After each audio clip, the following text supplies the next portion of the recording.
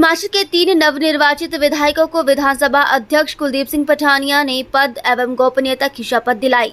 शपथ लेने वालों में कांगड़ा जिला की देहरा विधानसभा सीट से मुख्यमंत्री ठाकुर सुखविंदर सिंह सुक्खू की पत्नी कमलेश ठाकुर, नालागढ़ से बाबा हरदीप सिंह और हमीरपुर से नवनिर्वाचित भाजपा सदस्य आशीष शर्मा शामिल हैं।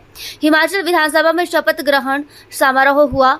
हिमाचल विधानसभा के इतिहास में पहली बार हुआ कि पति पत्नी विधानसभा में पहुंचे हैं। मुख्यमंत्री की पत्नी कमलेश ठाकुर देहरा से जीतकर विधानसभा पहुंची हैं। शपथ के बाद विधानसभा अध्यक्ष कुलदीप सिंह पठानिया ने कहा कि तीनों नवनिर्वाचित सदस्य की आज शपथ हुई है। अगस्त माह के अंतिम सप्ताह में विधानसभा के मानसून सत्र हो सकते हैं। कल से 9 के अलावा 26 नए सदस्यों की ट्रेनिंग रखी गई है। भाजपा के 9 सदस्यों पर विधानसभा में अनुशासनहीनता की कार्रवाई कर उन्होंने कहा कि ये विधानसभा का विषय है, सत्र के दौरान ही इस पर कोई निर्णय लिया जाएगा।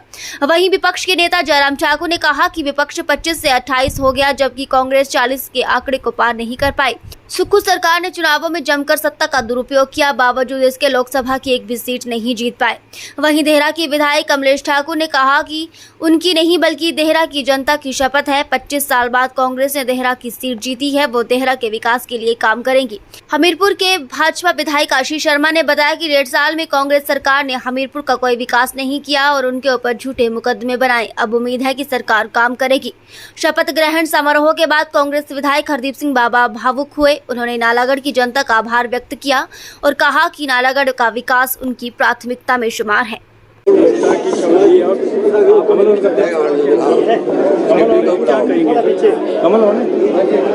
मेरी चुने हुए सभी अभी 9 चुनाव हुए और उसमें जो माननीय विधायक चुन के आए उन सबको मेरी शुभकामनाएं और बधाई। मेरी ओर से सभी को पूर्ण सहयोग सदन में मिलेगा और मुझे उम्मीद है कि सभी जो नए विधायक चुने हैं अभी बाई इलेक्शंस में, अभी 3 जो है श्रीमती कमलेश जी, श्री हरदीप जी, श्री आशीष जी, जिनकी शपथ अभी हुई है और 6 की इससे पहले हुई, उन सबको मेरी शुभकामनाएं हैं और मैं अपनी ओर से उनको विश्वास दिलाना चाहूँगा कि जो भी विषय वो उठाएंगे, चाहे वो चुनाव क्षेत्र से मुतल्लिक हों, चाहे प्रदेश से मुतल्लिक हों, उन सब विषयों को चर्चा में इस मान्य सदन में लाया जाएगा, ताकि जो हिमाचल प्रदेश की जनता ने बाय इलेक्शन के माध्यम से अपना निर्णय देकर एक बार फिर से जो वर्तमान सरकार है उसको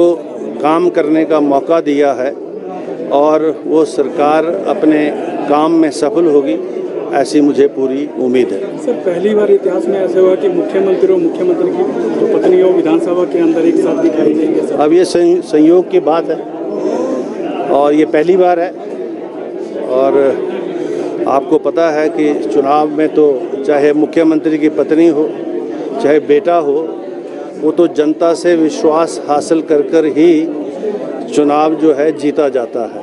तो जनता ने उनके प्रति विश्वास प्रकट किया है और मुझे उम्मीद है कि वो अपनी उस जिम्मेदारी को निभाएंगी और देहरा जो चुनाव क्षेत्र है उसके विकास में अपना योगदान देकर जो जनता की आशाएं हैं, आकांक्षाएं हैं, उसके अनुरूप जो है वो उतरेंगी, ऐसा मुझे पूर्ण विश्वास है। इसके अलावा सर पहली बार ये निर्दलीय और सर इससे पहले कभी ऐसा हुआ है कि जो निर्दलीय? बहुत कम ऐसे विधानसभा के ऐसे सेशंस रहे हैं जिसमें निर्दलीय विधायकों की जो है प्रेजेंस 0 हो। यहाँ थे 3 14वीं विधानसभा में, लेकिन चूँकि उन्होंने दल बदला और दल बदलने के बाद दोबारा से चुनाव में गए और दल बदल कानून के तहत और अपना इस्तीफ़ा भी दिया कईयों ने, तो वो इस्तीफ़ा देने के बाद दोबारा से चुनाव में गए और चुनाव में मात्र जो है 1 दोबारा से जीत पाए हैं, 2 नहीं जीत पाए हैं। तो उनकी अब वो नहीं हैं, तो जनता ने जिन पर विश्वास प्रकट किया उन्हीं को सुना जाएगा। जो नहीं है अब वो सदन के सदस्य नहीं रहे।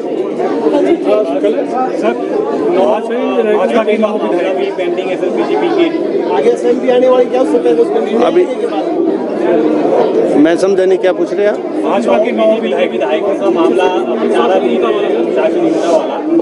वो विषय सारे सदन के अंदर के हैं, और अंदर जब कभी उनका कोई उल्लेख आएगा तो अंदर ही उसके ऊपर निर्णय लिया जाएगा। अभी इस प्रेस ब्रीफिंग के माध्यम से मैं उन विषयों के ऊपर कोई चर्चा नहीं कर सकता जो सदन के अधिकार क्षेत्र में है। धन्यवाद, थैंक यू। सेशन को लेकर आपने कोई गुजारिश की है सरकार से? मानसून सेशन जो होगा सर, मानसून जैसा आप जानते हैं कि 28 फरवरी लास्ट डेट था वर्किंग, और 28 अगस्त को 6 महीने का कार्यकाल पूरा होगा। तो हमारे जो नियम हैं और हमारी नियम और संविधान की जो व्यवस्था है उसके मुताबिक 6 महीने में सदन जो है वो बुलाना पड़ता है।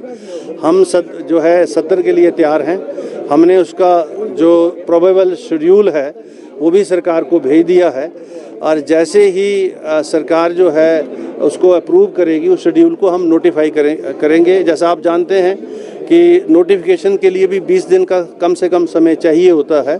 तो मुझे लगता है कि अगस्त के आखिरी जो हफ्ता है 28 से पहले वो कभी भी सत्र जो है उसको बुलाया जा सकता है, और विधानसभा जो है उस सत्र के लिए तैयार है। स्पीकर साहब, विधायकों के भत्तों को लेकर जो है एक सूचना निकल कर आई है।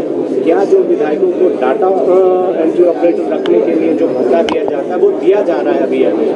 अभी मैं मेरे ध्यान में नहीं है ऐसा कोई भी विषय।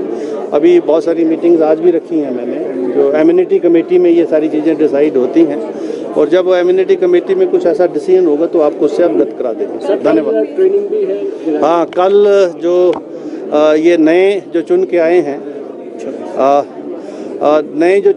अभी तो वर्तमान में 9 हैं, और इससे पहले कुल मिलाकर 26 के जो है नए विधायक हैं 14वीं विधानसभा में, जिनको पहले कुछ ट्रेनिंग हम दे चुके हैं, पर चूँकि नए आए हैं तो इसलिए ज़रूरी है कि सदन के नियम और सदन की जो व्यवस्था है उससे उनको अवगत कराया जाए, और संविधान के उन सारे जो है विषय और अनुच्छेद हैं उसके बारे में जानकारी दी जाए। तो कल जो है ट्रेनिंग प्रोग्राम 10:30 बजे से शाम तक हमने रखा है, जिसमें सभी जो नए विधायक हैं जो पहली बार चुन के आए हैं इस माननीय सदन में 14वीं विधानसभा में, वो उनसे आग्रह किया गया है उस ट्रेनिंग में जो है रहने के लिए, उपस्थित रहने के लिए। अब देखते हैं कल कितने आते हैं। Thank you very much. क्या कहेंगे, क्योंकि आपके 30 बस से बड़े हैं, 28 हो गए हैं, 25। आज जिन 3 विधायकों की शपथ हुई है मैं उनको बधाई भी देता हूँ, शुभकामनाएं देता हूँ, और चुने हुए प्रतिनिधि के नाते उनके ऊपर जो दायित्व है उसका निर्वहन वो ईमानदारी के साथ करेंगे, जनता की सेवा करेंगे, ऐसा मुझे पूरा भरोसा है। लेकिन अब की बार इस सारे दौर में अगर हम देखें, जो कांग्रेस पार्टी बहुत जश्न मनाई जा रही है, और जश्न मनाने के लिए यही कहते हैं कि हम जीते हैं। अगर परिणाम पर अगर हम नजर मारें तो जीते भी हैं और हारे भी हैं। ये एक दल के साथ नहीं, दोनों दलों के साथ एक जैसी मतलब इस तरह की एक परिस्थिति है। लेकिन दूसरी तरफ से हम इस बात को कह सकते हैं कि जहां हमारी बात है, भारतीय जनता पार्टी की अगर बात है, हम कांग्रेस से बहुत चीजें छीन करके लाए हैं। राज्यसभा की सीट जो स्वाभाविक रूप से कांग्रेस के खाते में जाने वाली थी वो हमने छीनी है। मंडी की लोकसभा की सीट जो कांग्रेस के पास थी वो हमने कांग्रेस से छीनी है, भारतीय जनता पार्टी ने जीती है। 6 विधायक कांग्रेस पार्टी के जो निष्कासित हुए, जहां उपचुनाव हुआ, उनमें से 2 सीटें हमने कांग्रेस से छीनी हैं। और जो आजाद विधायक के नाते 3 उपचुनाव अभी हाल ही में संपन्न हुए, जिनका शपथ समारोह आज हुआ, उसमें भी हमने 1 सीट जीती है। हम 25 से 28 पहुंचे हैं, और कांग्रेस पार्टी बड़े लंबे संघर्ष के बाद जिसको कह सकते हैं कि वो 40 थे, 40 पर ही है। और इसलिए मुझे लगता है कि आसानी से हम आकलन कर सकते हैं कि किसने खोया और किसने क्या पाया इसमें। और उस दृष्टि से मैं कह सकता हूं कि भारतीय जनता पार्टी ने खोया नहीं है, हमने हासिल किया है। ठीक है, हिमाचल प्रदेश में कांग्रेस पार्टी की सत्ता है, उसको थोड़ी ताकत मिली है, लेकिन ये दौर एक जो था वो पूरा हुआ है। आगे के दौर के अभी इंतहाम बाकी है। तो इसलिए मैं इतने ही कहूँगा कि अब विधानसभा का मॉनसून सत्र आने वाले समय में होने वाला है और विपक्ष की भूमिका निश्चित रूप से प्रभावी रहेगी। जो महत्वपूर्ण मुद्दे हैं, जनहित के हैं, प्रदेश हित के हैं, उन तमाम मुद्दों पर हम हिमाचल प्रदेश की विधानसभा के अंदर अपनी आवाज बुलंद करेंगे। आवश्यक लगेगा तो विधानसभा के बाहर भी करेंगे। और मैं इस बात को भी देख रहा हूं कि हिमाचल प्रदेश में जिस प्रकार से सत्ता कांग्रेस पार्टी ने हासिल की, तो वादे किए थे, और जब वादे किए जाते हैं उन वादों को पूरा करने की दिशा में आगे बढ़कर के काम किया जाता है। मैं फिर से उन्हीं गारंटियों की अगर बात करूं, उसमें एक बात आप देख रहे होंगे, वादा तो ये किया था उनने कि हिमाचल प्रदेश में सरकार बनने के बाद हम बिजली 300 यूनिट फ्री देंगे। ये हमने तो नहीं कहा था उनको। प्रदेश की आर्थिक स्थिति ऐसा नहीं है कि उनको वाकिफ नहीं थे, उससे वाकिफ नहीं थे पहले, वो सबको मालूम था, लेकिन फिर भी उसके बावजूद वादा किया, चीख चीख करके बोले, लोगों के बीच में बोले, हर जगह बोले, लगातार बोले। और अब देखा आपने कि फिर से एक दौर ऐसा आया कि उन्होंने 125 यूनिट बिजली फ्री देने का जो वादा किया था उसको एक तरह से वापिस ही ले लिया। जिन कैटेगरीज की बात की, उस कैटेगरी में बहुत बड़ा नंबर होता है। तो इसलिए मैं सिर्फ इतने कहूँगा कि अगर ये आर्थिक स्थिति और सारी चीज़ों को लेकर के अगर चिंतन मंथन करना चाहिए तो कांग्रेस पार्टी को सत्ता में आने से पहले जो वादे करने थे उस पर सोचना चाहिए था कि ये वादे हम नहीं कर सकते। बाकी की सारी चीज़ें अभी ज्यों की त्यों पड़ी है। और हिमाचल प्रदेश में जो दौर आज की तारीख में चल रहा है, चाहे वो बेरोजगारों की जो नौकरी की बात है, बेरोजगार पिछले 18-19 महीने से इंतजार कर रहे हैं, जो एग्जाम दे के रखे हैं उनके परिणाम लंबित हैं, अभी तक निकले नहीं, और नई पोस्टों को निकालने की तो बात छोड़िए। और इसके अतिरिक्त जो विशेष तौर से इस दौर में, इस चुनाव के दौर में हमने देखा है कि ये 3 उपचुनाव कांग्रेस पार्टी ने नहीं जीते। ये 3 उपचुनाव अगर जीते हैं तो ये सत्ता के दबाव में, सत्ता के व्यापक प्रभाव में जीतने में वो सफल हुए हैं। कहीं यही चुनाव अगर लोकसभा के चुनाव के साथ हो गए होते, जब 6 उपचुनाव भी हुए थे उसके साथ होते, तो परिणाम अलग तरह के होते। लेकिन फिर भी उसके बावजूद लोकतंत्र है, हम अब जनादेश का सम्मान करते हैं। मैं सिर्फ इतना ही कहूँगा कि ये दौर आते रहते हैं, कुछ दौर बीते हैं, कुछ दौर बाकी होंगे, आगे बढ़ कर के काम करेंगे। सर, जो वित्तीय स्थिति है स्टेट की वो अच्छी नहीं है और पूर्व सरकार ने कर्ज पे कर्ज लिया, विकास कार्य नहीं हुए। अब कर्ज चुकाने के लिए ब्याज चुकाने के लिए कर्ज लेना पड़ रहा है। देखिए, मैं इन सारी चीज़ों को लेकर के अब ज़्यादा कहना नहीं चाह रहा हूँ। मैं यही कहूँगा कि 6 महीने मुख्यमंत्री यही रोना रोते रहे कि कर्ज ले रखा है, कर्ज ले रखा है, कर्ज ले रखा है। ऐसा नहीं है कि भारतीय जनता पार्टी ने ही कर्ज लिया है। भारतीय जनता पार्टी ने 5 वर्ष के अपने कार्यकाल में 19,600 करोड़ रुपए ऋण लिया था। उससे ज्यादा ऋण कांग्रेस पार्टी ने 15 महीने में ले लिया। अब तो दौर आगे बढ़ करके बढ़ने जा रहा है। हिमाचल प्रदेश लगभग 1 लाख करोड़ के ऋण के नीचे आने वाला है। मुझे लगता है कि बहुत जल्दी वो दौर आप अपने सामने देखेंगे। एक रिकॉर्ड जो है वो सुक्खू जी के नेतृत्व में बहुत जल्दी पूरा होने वाला है। और जब हमारे ऋण की बात कर रहे हैं, हमने भी ऋण उसी बात के लिया था जो 50,000 करोड़ के लगभग ऋण कांग्रेस पार्टी छोड़ करके गई थी हिमाचल प्रदेश में, उनकी किस्तें अदा करने के लिए, और किस्तें अदा करने के साथ ब्याज की जो वो किस्तें थी वो भी अदा करने के लिए, तो हमको भी लोन उसी बात के लिए लेना पड़ा। लेकिन एक बात है कि जब हमने अगर हिमाचल प्रदेश में उस वक्त लोन लिया तो काम पूरे प्रदेश के हर विधानसभा क्षेत्र में युद्ध स्तर पर चला था। सड़कों का काम, पुलों का काम, स्कूल के भवन का काम, हॉस्पिटल का काम, विकास के कार्य चल रहे थे। लेकिन यहाँ 18-19 महीने से जब से कांग्रेस पार्टी की सरकार सत्ता में आई है, ऋण लिए जा रहे हैं, लेकिन प्रदेश के विकास कार्य ठप पड़े हैं, रुके पड़े हैं।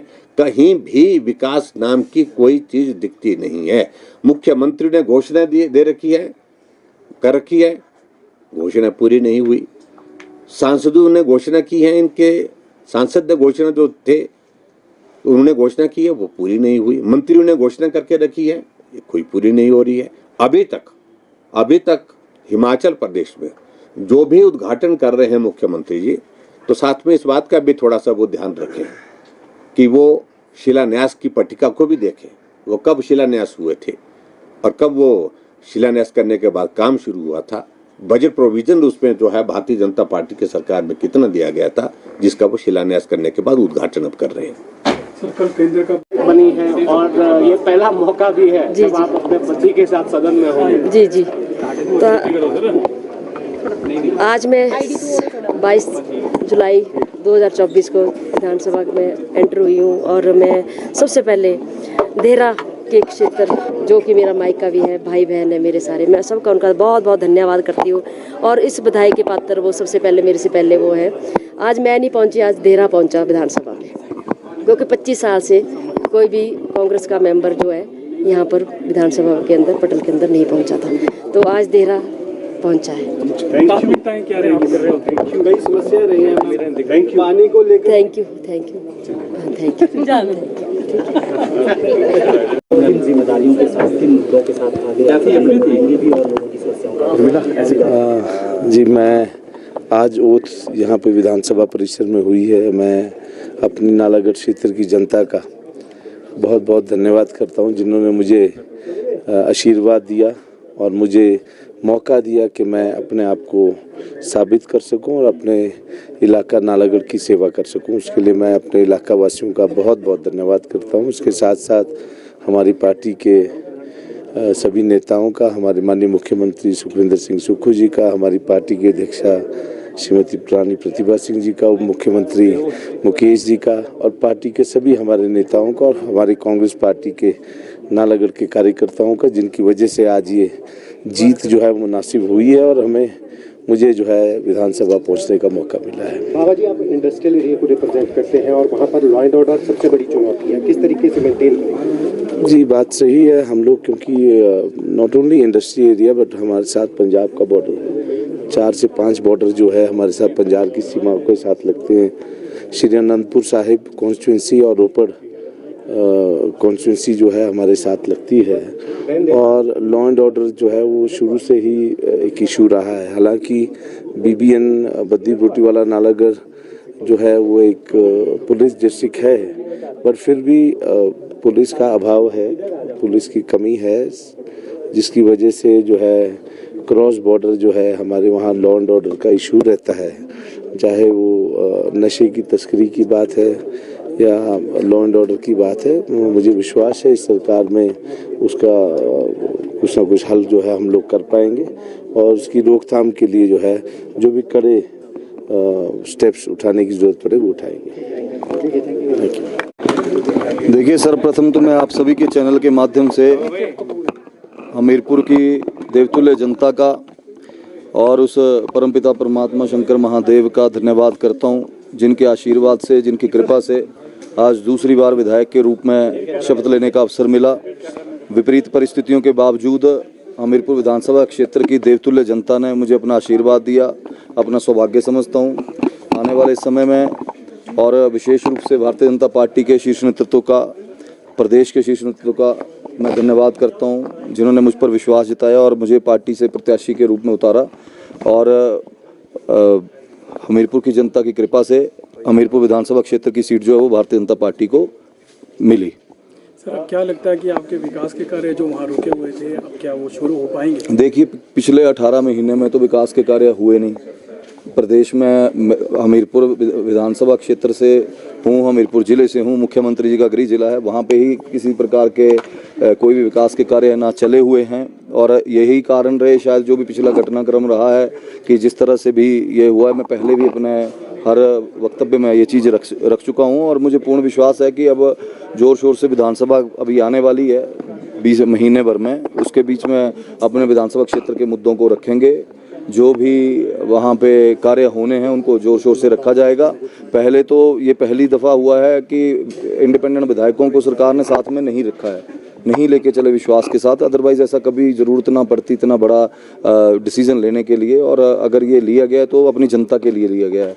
और आज केंद्र में भी भारतीय जनता पार्टी की सरकार है। जो पंचायत लेवल के काम होंगे, जो भी विकास के कार्य होंगे, हमारे MP अनुराग जी हैं, हर्ष महाजन जी राज्यसभा के मेंबर हैं, उनसे भी सहयोग की हम पूरी प्रार्थना करेंगे। और हमें पूर्ण विश्वास है, आदरणीय नड्डा जी भी केंद्र में मंत्री हैं, कि पूरा उन्होंने आश्वासन भी दिया है, विश्वास भी जताया कि जो केंद्र से होगा उसके लिए भी बजट वहाँ से लेके आएंगे और अपने क्षेत्र का विकास करवाएंगे। आपके घर के आसपास भी तोड़फोड़ हुई इलेक्शन के दौरान, उस पर क्या कहना चाहिए? देखिए, मैं तो सिर्फ एक ही बात कहूँगा, चुनावों के समय की घटनाएं हैं और अंत भला सो भला।